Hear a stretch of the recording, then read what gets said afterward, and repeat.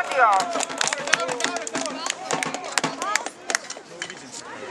Tad, skaļāk vēl, es nevaru pabļaut skaļāk. Kur es tuvāk varu es iešu pie jums, mīļie cilvēki, iešu. Rupmais vairāk, Jā, labi, pagaidi. Tagad tā, tas būs īsumā, ko es sākšu runāt. Lieta ir tāda, ka vakardien, tas bija vakarā. Vakarā. Dzirdiet mani visi? Tagad es labi runāju? Man bļāviet, viņu visu balsi reizes. Ir jau, tā.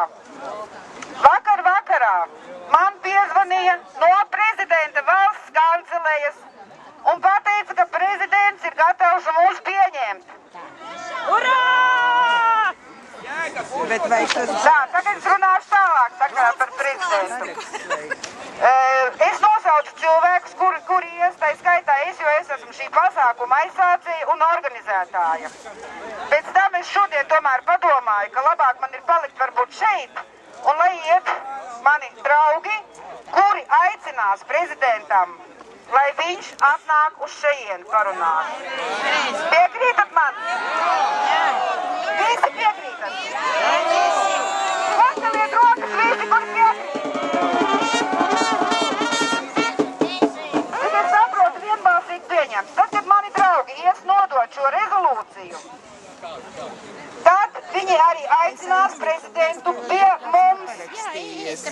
Nu, tad mēs redzēsim, vai viņš atnāks, vai viņam nebūs laika priekš tautas. Tad es vēl ko gribētu uzreiz pateikt. Ja var visur klusumu, lai jūs man dzirdat, jo vienkārši manai balsī nav tik daudz spēka. Pagaidiet. Nekliediet, jo es nevaru pārkliegt. Es jau tik daudz